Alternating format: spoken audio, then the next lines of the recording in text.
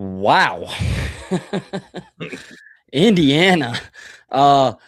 Little mini rant real quick. Miami. That is what BTA is. Not a 3-point win. That is what we call belt to ass. Indiana pops with a massive win over Oregon. I told Austin earlier today. I said I had a bad feeling that Oregon was going to. Indiana was going to run away with this. But let me be clear. I did not expect this. I expected like a close game in the first half. Then they pull away, and then it kind of looks a little lopsided. I did not expect from the start to finish just to be a complete belt to ass. I don't think I've ever in the playoff era, Pops, turn a game off to go play my video game at halftime. I can see that, but hey, before we get started, we already got some viewers going on here. Hey, man, if you like what you're about to see, hit us up right here on YouTube, right here at College Sports Crew. You're already there. Do us a favor, hit that subscribe button, please. That's what gets us out there. But yeah, Chris, you're right, but wrong a little bit too. Yes. The game was over in the first 8 seconds. But let me give you some stat. Here's what happened. Indiana dominated in all 3 phases, right? And then they capitalized on every mistake that Oregon made. Because let me give you this. Oregon had 378 total yards to Indiana's 362 yards. They had 285 passing yards to Indiana's 177 yards. Now, here's where Indiana was hurting, and it really made them one-dimensional. They had 93 yards rushing. You already know they were down. Whittington didn't play but one series, and he was out.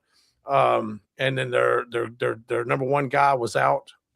So it was kind of a running back by committee, and Oregon didn't do the things that I thought they should do to run that, to do that, So it was 93 yards rushing to Indiana's 185. But check this out, man. Yards per play, 5.7 for Oregon to 6 yards by Indiana. 20 first downs for Indiana. I'm sorry, 20 first downs for Oregon, 18 for Indiana. Third down conversions, 8 of 13 for Oregon. That's a good number. But 11 of 14 for Indiana. They were 0-2 on fourth downs, but let's be real. This game, the tone was set on the first 8 seconds with the pick six. And then they made Oregon pay for every mistake. The fumble by the quarterback. Well, actually, the fumble, whatever, the try to be passed, running back runs into the ball out right there. Every mistake they made them pay for it. And they gave Indiana a short field. And you know what? Hats off. I've been very critical of Mendoza for winning the Heisman because if you go back and you look at the last 5 Heisman Trophy winners that were quarterbacks, their stats don't even compare to the last 5. But I'm going to tell you right now, dude, you can call Mendoza. He's going to be the next, like you said, he's going to be the next mayor of Miami. He was a surgeon with the damn football. My God, Brendan Feeney, number 4. You know me. I love that kid over there. He's a great true freshman cornerback, but he put that ball that was indefensible. You just couldn't defend it, and Feeney was there, but guy made the catch. But I mean, he just made back shoulder throws are just unbelievable. It was a belt to ass, but it was a belt to ass because Oregon gave him the belt and said, "Hey, I'm gonna pull my pants down and let you just whoop my ass because I'm gonna make it easy for you." And they did. And dude, I'm telling you right now, that team right there, if you give them an inch, they're going to take every bit of it and they're going to take a mile. And that's what happened right here, man. Absolutely. And again, it reminded me, we said this when they beat Bama the way they did. It reminded me of a 2008, 2009 Bama team, vintage Bama team. Right. A Nick Saban vintage Bama team where you could not make mistakes, because if you made a mistake against Nick Saban, it was a wrap. It was a wrap. And I'll tell you right now, even that, when it comes to quarterback play, Joe Burrow is the nearest one that comes to mind. Bryce Young was good, but I mean, check this stat out right here, dude. Fernando Mendoza, 17 of 20, 177 yards. And this is a semifinal, 5 TDs. Yeah. 5 TDs. Man, he had more touchdowns than he did incompletions. That's the surgeon right there, absolute surgeon. And Jamal, you're correct. Mendoza can throw a ball through a pin needle. You are not kidding. No, yeah. Mad respect. And you know what? Hey, I'm an SEC guy. I'm going to tell you right now, the Big Ten has the best team in all of that. They may be a top heavy conference, but I'm going to tell you right now, Indiana, by far to me, is the best team in college football. I don't, and It's I'll not say even it right close. now. Yeah, I don't think Miami has a chance in hell. You know, they are. If I'm not mistaken, they are playing. Where are they playing? This is actually in Glendale, Arizona. They're playing for the national championship. But No, yeah. Wait, are you saying the national championship's in Miami? oh, is it going to be in Miami? Okay, Yeah, then I stand Miami. corrected. So, you know what? That's going to be a home game for Miami, but that's also a home game for Mendoza too. So, Yeah, and Jamal's right. This is a legendary run by Indiana University. Man, I swear to God. And you know what? They've beaten two blue bloods with Bama and Ohio State. Oregon, they haven't won that national championship, so I don't know if I can call them a blue blood yet. But it is a home game for Miami. But yeah. Well, I want to Grant. We love you, man. He's the one on our TikTok all the time and always promoting our show. We love Grant. I do want to say yes, it is their home stadium. It is a home game, but I've seen a lot of Miami fans on TikTok and on Twitter talk about that. I'm telling you, it's not going to be an advantage. It's because the way they do the ticket. It's not going to be an advantage. It's not going to feel like a home game. You will be home in your home stadium, but I can assure you, you're not going to be able to. and you know what? I bet your ass too. Indiana's gonna, you know what? Their government's Dude, gonna get buses lined up. They're gonna get everybody. They're gonna try to bus everybody they can down there. Atlanta was a home game for them. Dude, That stadium was. There was people. There was media at the game on Twitter going. It was 90% Indiana. 90. I do, dude. And you could see in the stands on TV. I was looking at. I didn't see hardly any orange at all, man. I mean, any of the what do you call it? Their chartreuse color. Their you know the colors of Oregon. I just didn't see it. You know, and you know, and our guy Jamal sitting there gets way more than 80%. I agree with you like that. I saw way more red in that stadium than I did it anything felt else. like it was just Indiana. There was that one time Mendoza was having a quiet. I've never seen a quarterback have to quiet a crowd at a neutral site game, and he was quiet in the crowd. Just to put in context, though, I feel like if you're a real diehard of college football, you already know this, but maybe you don't. But just to put into context what Kurt Signetti's doing at Indiana, guys, bear with me for a minute. Their all-time record from 1887, which is when they started playing football, 528 wins and 719 losses. All right. Now, if you go down, and I'm trying to pull it up right now, this was their coaches' records before Signetti. You had Tom Allen with 33 and 49. Kevin Wilson with 26 and 49, Bill Lynch with 19 and 30, Terry with 9 and 14, Gary with 8 and 27, and Cam with 18 and 37. And Coach Signetti has turned this team into one game away from winning a national championship.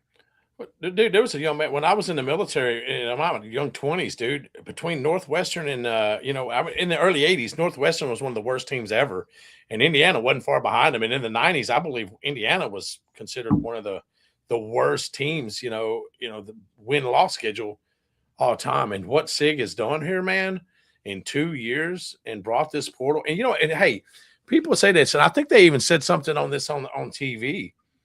Dude, he's got nothing but a bunch of 3-stars, if I'm not mistaken. And he brought a bunch of his guys from JMU. So let this be a lesson to all you people like Lane Kiffin and everybody else. You still got to coach at the end of the day, And dude, I sit there and I watch Signetti, and I swear to God, I'm looking at Nick Saban because he is not happy. Yes. I saw one smile out of him, and that was that one play. I think it was on the blocked field goal or whatever. I'm not the blocked field goal, but the blocked punt. We saw a smile out of them right there. But, dude, it was just complete dominance. Once they got that pick six, Moore got kind of got a little bit out of sync. And then just Oregon offensive coordinator to me just didn't do anything to help them out. Like, there were things that you could do, and they just didn't do it. Like, that was just me. But at that point, the game was already out of hand, and it was just Man, honestly, I'm an SEC guy, Chris. You know Yeah, that. You're an I SEC am guy. too. But at the end of the day, that game by Indiana, Yeah, I this mean, game was a thing of beauty. It was a it's thing of beauty facts. to watch. Yeah. You're just stating It- facts. I mean, it is what it is. We love the SEC. I live and breathe SEC football, but at the end of the day, you can't ignore the facts. And the best team in college football is from the Big Ten, and it's Indiana. And Grant asked, "What's his record in 2 years? 25 wins and 2 losses yeah, at let that sink in. Indiana. 2 losses. Let that sink Indiana. in. 2 losses. Yeah. I want to ask you this, Pops, because I talked about this on TikTok. And I didn't get any pushback, which I didn't think I would. Well, I thought I would because so many people, when we, on our show at We Talk Ball, every year we do a coaches ranking, the best coaches in college football, not all time currently. Um, and we come up with a top 25 and we debate. It usually produces a lot of really good content and a lot of pissed off people. And I've already kind of had it in my head. This is what I'm going to do at number one. Am I crazy that I'm going to put Signetti number one if he wins a national championship? Hell no. Look at the Because players he and had. the reason I said that is because typically with fans you will hear oh, Kirby has two, Dabo has two. I'm like, I'm sorry guys. I love Kirby. You see all this? There's nobody that loves Kirby more than me. But guys, if he wins a national championship in Indiana, maybe even if he doesn't, I will put him number one. He's the best coach in college football, in my opinion, right now. Absolutely. I have to agree with you 100% because if you go and you look at his players, everybody bases everything nowadays on the rankings of the players, the stars. How many stars does this guy have? Bro, I don't think he has I know he doesn't have a 5-star. I don't think he has a 4-star. Everybody he has is 3 stars or who he brought from JMU. Let me rephrase who he brought from JMU. And Chris, you and I've had this conversation before. It all comes down to coaching at the end of the day. At the end of the day. And if you want to say anything other than this, Oregon's got a lot of 4 stars, 5 stars, they get them. But I watched Dan Lanning and I watched that offensive coordinator on Indiana outcoach that whole that they outcoached everybody on Oregon. So at the end of the day, you can have the best players in the world, but if you don't got good coaching, it don't mean nothing. And you know what's awesome, Pops? I'm sorry to cut you off. You know what's awesome about his coaches? They've been with him forever. And I remember hearing them talk about this on the TV about how it sounded like, you correct me if I'm wrong, but if I remember right, when they were talking about the game, when it's a blowout like that, these TV guys, they got to come up with stuff to talk about. And one of the things they mentioned was how Signetti with his staff, they don't stay in the office and burn the midnight, or whatever that saying is, and they don't stay there till sleep on the couch kind of guys. He lets his coaches go home. He lets his coaches go spend time with his family, and it's not like what Kirby does at Georgia or what Nick does at Alabama, where you're working 24/7 and you're sacrificing a lot. Like, he legit, and I think that's why a lot of his guys stay with him. But yeah, he's got a phenomenal coach staff. We had so many opens this year. How the hell did those two guys, the offense coordinator and defense coordinator, not get hired somewhere? Maybe that's a testament to Signetti. Now, you know what? That's what I was sitting there thinking when I was sitting here. I was actually watching the game, and they showed the defensive coordinator over there, and and here's the thing: there's so team concept. Chris, I can't even tell you the names of the offensive coordinator and the defensive coordinator for Indiana. I don't know the defense coordinator. I do know the offense coordinator. I think it's Mike Shannon. Shannon something. But I'm guessing here. I think that's his name. Yeah, but you're right. I don't know the defense coordinator's name. But I'll tell you right now, after watching this game, how the hell is that? How does some big ass school like an Alabama or a Georgia or somebody not coming after him, bringing that money that they can bring? I mean, because that dude outcoached Oregon simply by himself. Yeah. Dude. I mean, it was crazy what they had going on, and I mean, they threw everything. I watched Oregon go 11 personnel. I watched them go 12 personnel. I watched them go 21 personnel, and they still had an answer for everything. And Jamal, look at that. Right. Jamal, they didn't even get any. I didn't even hear their names mentioned. Now, credit to Indiana. I think, if I remember right, Jamal, correct me if I'm wrong, or Grant, or whoever else is watching live. I think Indiana locked them down pretty daggum quick. Right. but still, I didn't even. There was a time period where they weren't locked down yet. They didn't get a raise or not, but nobody. I didn't hear their names for nothing. And but that could have been also maybe they don't. Maybe they're not ready to leave. Maybe they went ahead and told the agent like, "Hey, I'm not. I'm not interested." As a coach, you know what that tells me, man? That tells me that as a coach, if I'm sitting there as a defensive coordinator and I can run and I can do whatever, that tells me that you believe in what you got going, the product that you have going, and that Signetti has let all of them be a process in building what they built. And so when you got skin in this game, like you have, like you building this team, like Chris, let's be real, 2 years, 2 years is all it's taken for Signetti to do what he did. And let's be real, what did he do before he came to Indiana? Look at what JMU was before they came to Indiana. All this dude does is win. And you know what? As he said, Google me. Exactly. That's all he does. I'll win. And those people, you know what? Hey, everybody likes being a winner. You know what? I've been in the military and I've been in some different places. And you know what? Some of the sayings that we used to have is it pays to be a winner. You know what? And dude, hats off to Indiana. Hats off to the fans. Enjoy what you got, because this doesn't come around. This does not come around. I've been a guy, I've been an Arkansas fan. I've watched them in 93, 94. I watched them win a national championship. I've never seen it in my lifetime them win a football national championship. So, you know what?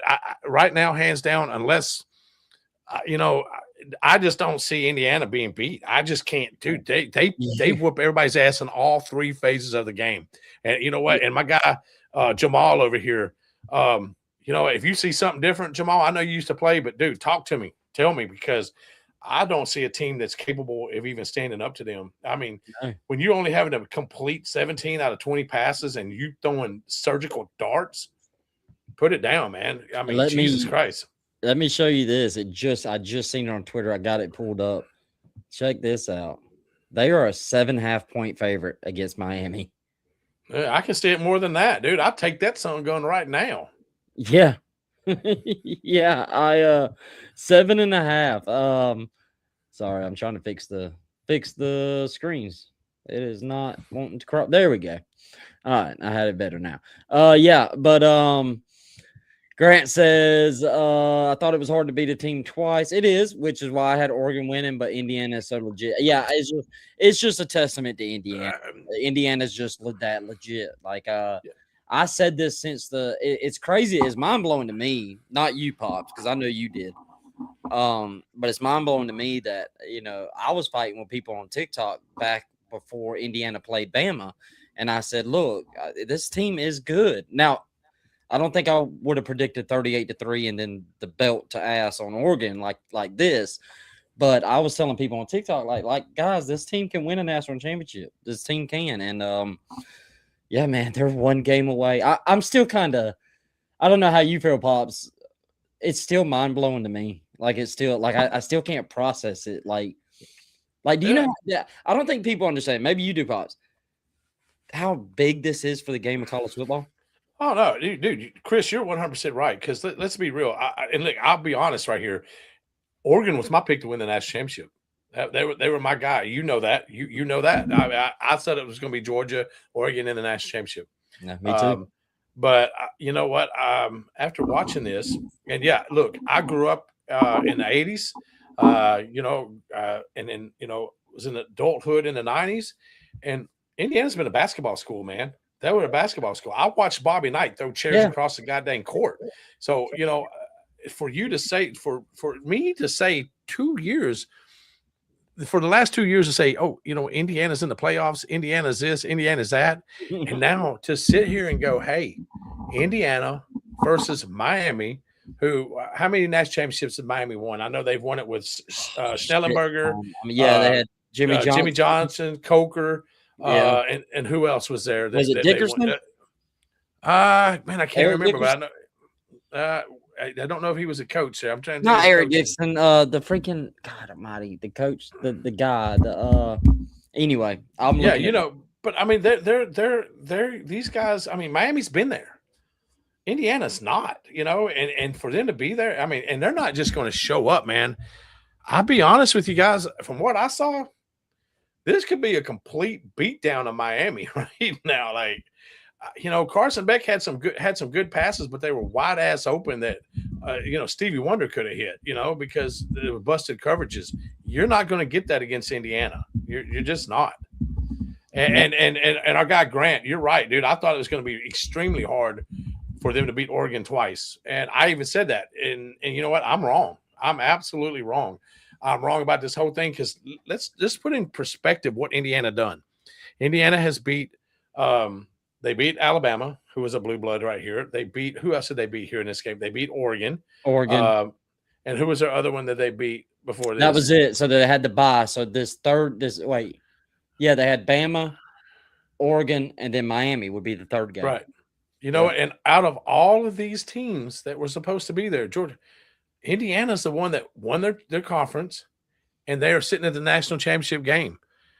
They're dogs. They're absolutely dogs, man, and they're doing what they're supposed to do.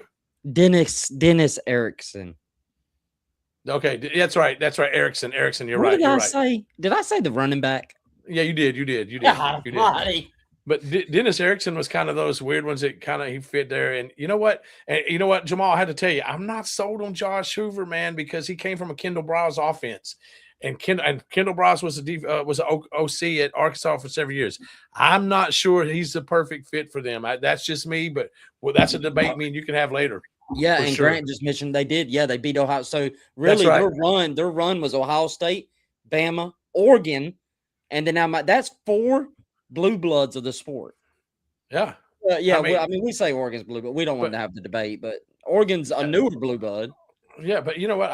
I'm just saying, like, their wins, they have not had the easy path to get there, and they have made it look simple. And here's the other thing: the Ohio State, is it just me, or is Indiana, Ohio State probably the 2 best teams? Like, out of every, the Big Ten is the best conference right now, hands down. And I hate to say it, I'm an SEC guy. Yep. I can't argue it. I wish I had I don't have it. Yep, I have a white piece. This will be my white flag. So I've all year have gone after Big Ten fans and said, nope, you're not going to get me to say it because I still truly believe the SEC is the best conference in America, top to bottom. And quite frankly, I can't argue anymore. I can't. Unfortunately, I can't. The bowl record speaks for itself. The performance in the playoffs speaks for itself. At the end of the day, you gotta do what you gotta do. You gotta just tell it like it is. I love the SEC still. It's what I was raised on. I am from the South. I don't even think I've ever traveled north ever in my life. I've always traveled in the South. I'm a Southern man. I love the SEC. But sorry, guys, Big Ten's the best conference in America right now. It's nothing we can do about it. Nope, not at all. Not at all. Not at all. Yeah. I wanna ask you this before we will and I agree with Grant. The SEC, look, the SEC will be fine. We'll be back. We'll be back. Y'all getting me? Y'all got me. I'm gonna admit it now, but we'll be back, y'all. You're right, because the SEC is like this. They see something over here, the better product. They're just going to go out and try to get. They're gonna imitate it, and they're going to perfect it. And the SEC will be back, and it will be. They will be competitive, and this is a wake up call they needed. And you had a question for me, Chris. I'm sorry, but I had to stick up for the SEC on that. No. Yeah, absolutely. And Jamal, I hope not. I hope all the other 16 teams in the conference or 15 teams in the conference do great, but that one. We love you, Jamal. No, I want to ask you. I don't think you'll find somebody that's a bigger Dan Lanning fan than me. I am a Dan Lanning guy, dude. And I know you are too. I love Dan Lanning. He's still a great coach. But Pops, this is the second year he's been blown out in the playoffs. And I can't lie. Maybe I'm just being the fan in me. You speak with a way more level-headed view of the sport than I do. We're going to do our coaches ranking at some point in a couple of weeks or a couple of months or a month or so, whatever. And I may be dinging the man for that. I mean, that's 2 straight years. We're not talking like 3-point loss. I see it in your face. You're fixing to do it. You're fixing to get. I'm just saying, it's like I can't help but now look at Dan Lanning, great coach, wins a lot of ball games, goes to the playoffs, but now the second year in a row where he got, I don't know how else to say it, booty blasted. You're right. And let me tell you a little story from back in the Arkansas days. There was a year that Arkansas hosted UNLV at Bud Walton Arena in Arkansas, and dude, we got our ass blown out. They had Larry Johnson. They had some great balls, Yeah. right? Great ballers right there. And there was one time that Larry Johnson came up, did what he's saying. He came down the sideline and he looked at Coach Nolan Richardson. He said, "Coach, you got to get some grown. You got to get men. You got to get grown men. He's like literally like this is bullshit, Coach. You need some men." And so Dan Lanning, you need to figure out. You need some men. You got to get some grown ass men because you know what? That's some grown ass men over there on Indiana. They are. They are, dude. From I don't give a damn if like, dude, their backup running back was making runs over there. They got grown men on the offensive line, on the defensive line, and they got depth. And that tells you something too about the coach. People want to play for him. I told you on our podcast, not on our podcast, but on our group chat, number 14, Caden Turner was in the game right there. I said, "Hey, I coached that kid at Fayetteville High School." Mm-hmm. Dude, he was the number 1 rated linebacker in Arkansas, and he's a backup to Aiden Fisher, right? Yep. So, but and the kid made some plays right there in that second half right there. My guy did. Yeah. But Lanning, you know what? Hey, not many coaches get where he gets. No. But if you want to advance, Coach Lanning, you got to get men. You got to get some grown men. That bottom line right there. Bottom line. Yep. And I will say this is not making excuses, people. This is not. You can't make an excuse for an ass whooping like that. I will say both his coordinators have new jobs and have had his DC's a new head coach at Cal, his OC's a new head coach at Kentucky. It sucks. It's the way the calendar is. You got to deal with it. But Pops, you've coached football, high school level, college level, et cetera, et cetera. I don't know. I just thinking like, could you imagine trying to call plays in a playoff while also setting everything up at your new school? Will Stein was still on the sidelines there. Yeah. So, I get it. And you're right. You're right. And they need to come up with something here. I get it. I don't know what you do about it. I really don't, because it does put teams in, because this whole crap, and I'm not even trying to get it, but this whole crap with Kiffin and LSU and what he's done, there should be something done, like tampering should be done. But Kentucky didn't go after anything Will Stein did. They let him coach, and what, Will Stein was classy about it. So it is what it is, but that also tells you that you're bringing in good people that other people won't, and you've had some success for the offensive coordinator and for the defensive coordinator to go somewhere else. But at the end of the day, you got to get the personnel. You have to get there, because Indiana has set the standard. Like, dude, everybody they got on that offensive defense line are dogs, absolutely. And that Aiden Fisher, a dog at linebacker, absolute dog. Yeah. Dante Moore. I've been a big Dante Moore fan. But man, he needs to come back. I hope whoever advises him. I seen a mock draft the other day, and listen, mock drafts at this point in the year mean absolutely nothing. Absolutely nothing. But I seen a mock draft yesterday, literally yesterday, and it had Dante Moore as the number 2 quarterback. I don't know how you feel, Pops, but I said absolutely the second pick, not just the number 2 quarterback, the second pick in the draft. I said that GM will be fired because Dante Moore is not ready for the NFL. Well, I'll have to agree with you with that. And this is going right here to Jamal. How long does Lanning Act stretch? You know what? I'm here in Oregon, and I'm gonna tell you right now, Lanning is safe. Ain't going nowhere. Ain't nobody gonna say nothing. They like the fact that they're in the games that they are in. Does this draft stock go down? Look, if I'm a GM, I only got to be that guy.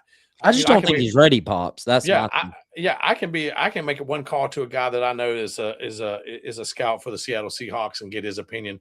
But his first pick 6, like, what the hell was he thinking? Like, that was clearly, you don't throw that pass. And then there was a couple of passes that were completely thrown behind the receiver. Once he starts getting pressure, he's just not ready. You're right. 100%. Yeah. He's not right. And whoever the hell tells him that he's ready for the league, they're lying, and they need to make They need to make they need to calm that kid down and tell him, hey, you need to be developed a little bit more. And you're only going to get developed if you stay at the school you're at and don't transfer out. And Jamal, you're probably right that first pass was predetermined. But damn, if that was predetermined and you wasn't smart enough to check out of that play, then you're for damn sure not ready for the NFL. No, Absolutely. no, no, no, no. Does he also like to me? Again, I'm not the coach. Pops knows this stuff real good. And I love asking him these kind of questions. But Pops, does he hold he holds the ball too long too, right? Oh my Seems God, those two, yes, the two sacks I saw right there, the one of the two sacks, well, two of the two sacks. And here's the thing, Chris, all he had to do was step up in the pocket. The yeah. pocket was well defined. Step up. He was waiting to make that long pass, that deep pass that got open. But if you'd have stepped up, it would have been there. And Mr. Grant Berry, I'm wearing red today because red stands for Remember Everyone Deployed, and that's why I'm wearing red today, sir. I'm a veteran. That's why I do it, and I don't forget. And if I got any veterans on here right now or any active duty personnel, I appreciate what you're doing, serving something bigger than yourself, and you're a veteran. Hey, I love you guys. I'm with the Veteran Sports Voice podcast. Come see me on Mondays. Actually, we're going to do a show tomorrow at 6, me and Ian McCants. And Jamal, if I can get you on there, I want you on there, sir. You know what, Pops? We've gone 30 minutes, and I think that right there is a perfect way to end it. That right Yes, there. sir. What the red means. Can you tell them again what the red means? So red on most people in the military community, and if hey, if you're not a veteran, you're not, wear red on Friday because it's something that all veterans do. Remember everyone deployed. That's what it stands for. And we got a lot of people out in the Caribbean. We got a lot of people overseas. We got everybody else. We got it, man. And so remember those guys because they're serving something bigger than themselves. Yeah. Say it again. I'll join up. What is that, Grant? Are you talking about the show? He'll be live. What, 6? You said? Yeah, 6 o'clock tomorrow night. Me and Ian McCants. So just so everybody knows, I'm a dual service veteran. I was both in the Army. I was airborne. I was also a naval submariner with the fire control technician. And I have my guy Ian McCants, who was a former fire control technician in the Navy also. And so that's why it's college sports spoken by those who served. And it's an amazing show. Y'all need to go check it out. It is awesome. I produce it. I'm not on the scene. Yes, he does. I produce it, and I have the privilege to watch these two guys that served our country talk about football, and I learn something new every time. So it's a great show. Y'all really need to check out tomorrow. Remember. So yeah, I think that's a perfect way to end it. I don't want to muck it up and ruin the ending because that was just perfect. So yeah, guys, check us out on College Sports Crew. That's the YouTube channel at College Sports Crew. And then also on Twitter or X, whatever you call it, at College Crew. TikTok is the same name as YouTube. You'll either see my ugly face or Pop's pretty face. One of us will be on there. We're always going live on there. It's a lot of fun. So may catch me on there tomorrow. We got some NFL playoffs. We don't do NFL on We Talk Ball, but come. I may go live for NFL stuff. So yeah, y'all come on, join us, man. That was a great time. And Pops will catch you tomorrow for his show, Veteran Sports Voice Podcast. Me and Austin will be back Sunday at 6:30 to recap the two games, and we'll see y'all soon.